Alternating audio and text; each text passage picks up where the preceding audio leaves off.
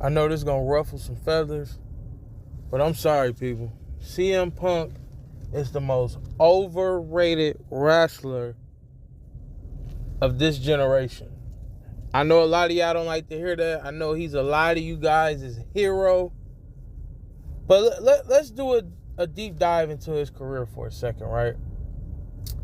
So, he was an indie darling in ROH, of course, as well as various other promotions. He had a short stint in TNA as well. He gets to WWE. Here's the thing about WWE that they good at. They're good at maximizing characters and the talking capability of the characters, and that being able to overshadow their wrestling ability. Have you ever noticed that? Prime example, right?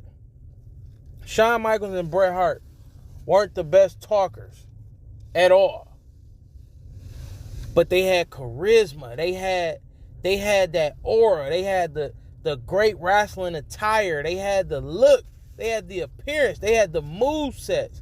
They could tell a story in a ring, from the bell ring to the bell and to the end, to the 3 count or whatever, DQ, whatever. When you look at Shawn Michaels, when you looked at Shawn Michaels, you was captured in awe by him. The way he walked to the ring, the dance, the ring attire. I mean, the guy came to the ring with attire on that he took off, and his wrestling, what he wrestled in, was still fire. Even his boots. Do you know nobody has came close to the boots that Shawn Michaels has worn before he started wearing the black boots with the little silver things on them? Before those boots, nobody came close to the ones he used to wear before that. His wrestling, he would come to the ring, the dude would have on earrings. I don't even wear earrings. The dude would have on earrings, glasses, gloves, a somewhat fruity type vest, but it was still fire because he was talking about women. So he was dressing like how they dressed in the 80s. He was like how they dressed in the 80s. That's his ring attire. It gave off that Prince aura. But you knew he was all about the women though. That's the crazy part about it. Like, the women loved him. So what could have been perceived as fruity looking, it was fire because the women was crazy over it. So he came to the ring strutting. He had fireworks. The dude literally came to the ring with fireworks. And here's the thing. He got on his attire that he wear to the ring. He's strutting to the ring, dancing, showboating. He gets to the ring. He does a pose, showing off his muscles, and then fireworks go off behind him. Come on, man. This is all pageantry before he even fights in the ring. Straight pageantry before he even starts, before the bell even rings. This is what you get. This is the show you getting before he even starts wrestling. And not to even mention his wrestling. And then we get to Bret Hart. Same thing. He come to the ring. The music. That was a horrible attempt at it. But he come to the ring. He got on his jacket. He got on a dark jacket. The colors already. He already showing you how much of a man he is. He wearing pink. The dude's wearing hot pink and it's fire. It ain't like, oh, he's wearing pink. Look at this cupcake. The dude was wearing a hot pink and it was fire, people. His boots. Listen, Bret Hart coming to the ring with the coldest sunglasses you ever seen. And they pink. This is a man coming to the ring in sunglasses and they are pink. And they was still fire. He's coming to the ring in sunglasses that are pink, hot pink. And they were still fire. Coming to the ring in either a leather jacket or some type of wool jacket. And it's pink and black and it's still fire. And it says Hitman on it. He let you know how bad of a dude he is. He coming to the ring in a hot pink and black jacket and it says Hitman on it with a skull on it. showing you I'm wearing pink and I'm still bad. Come to the ring, shaking everybody's hand as he walking to the ring. He gets in the ring, shows off, letting you know I'm the best there is. Look at me, I'm Bret Hart. Jacket hanging halfway off his shoulder, flexing his pectoral muscles, showing you I'm the best there is, doing his hand gesture. I'm the best there is. I'm Bret Hart. Takes off his jacket. Takes the belt, because he always had a belt on him. He always had a championship on him. Takes the belt off, kisses it, gives it to the ref, hops outside of the ring, finds a kid in the front row that's 9 times out of 10 wearing his gear, his attire, and his merchandise, and gives them the pair of glasses, and then gives them dap, gets back in the ring. Like, come on, man. This is all pageantry and show before he even starts to wrestle. Now back to Shawn Michaels. Shawn Michaels, after all the pageantry, what happens? He gets in the ring, has some of the greatest storytelling in wrestling history in all of his matches. Bret Hart gets back in the ring from start to finish, has some of the greatest storytelling in wrestling history you'll ever see. Then we get to CM Punk.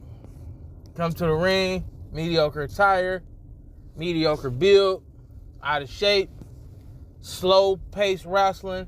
Not slow-paced, that's storytelling, just slow-paced and boring. I mean, the guy's matches, people, see, here's the thing that we tend to do as human beings. We tend to overvalue somebody based on one thing that they're good at. But here's the thing, CM Punk isn't good at wrestling. His storytelling in the ring is terrible. I can't sit through a CM Punk match. The only CM Punk match I sat through was the one with Jeff Hardy. I think it was a ladder match with Jeff Hardy for the World Heavyweight Championship. And that was a gimmick match. It wasn't like a regular wrestling match. I literally have almost every single one of Bret Hart and Shawn Michaels matches. And out of all their matches, most of them weren't even, I say probably like 10 apiece are gimmick matches. Out of about 80 matches, 90 matches that I have of each of them, only like 10 of them are gimmick matches from each of them.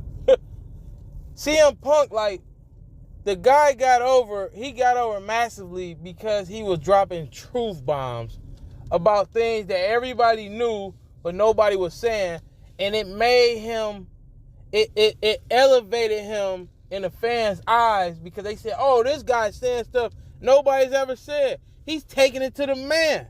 And yeah, it was fire. Listen, I ain't a hater. I'm going to admit, it was fire that he was doing that. But at the same time, when it came to the wrestling, it's like, okay, he's great on promos. He's great working the segments. He's great. You know, he's great in segments. He's great in the promos. He's great on the mic when he's going back and forth with somebody. But when it gets to the ring, everything is just blah. If you listen, you can pull up a CM Punk promo or a segment and it has millions of views or hundreds of thousands of views.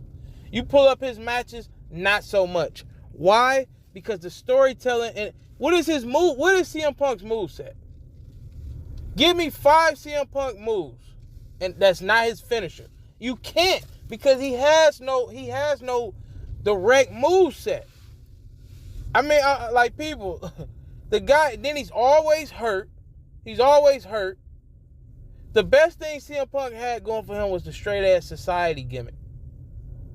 And even then, his wrestling was subpar, but the gimmick.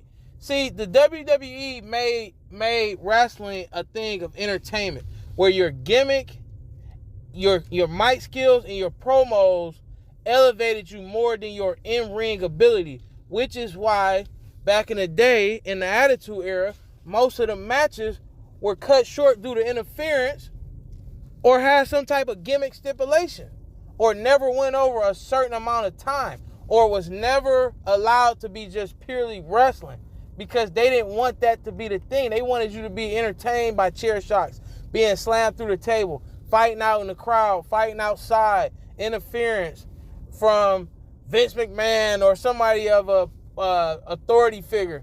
You know, and CM Punk CM Punk was one of the last people to gain from that. The being able to talk on the mic, being able to cut a good promo, being able to do a hell of a segment that lasts 15, 20 minutes, just like the Attitude Era. But when it comes to his wrestling, it's just not there. And I think this guy is one of, if not the most overrated wrestlers in history.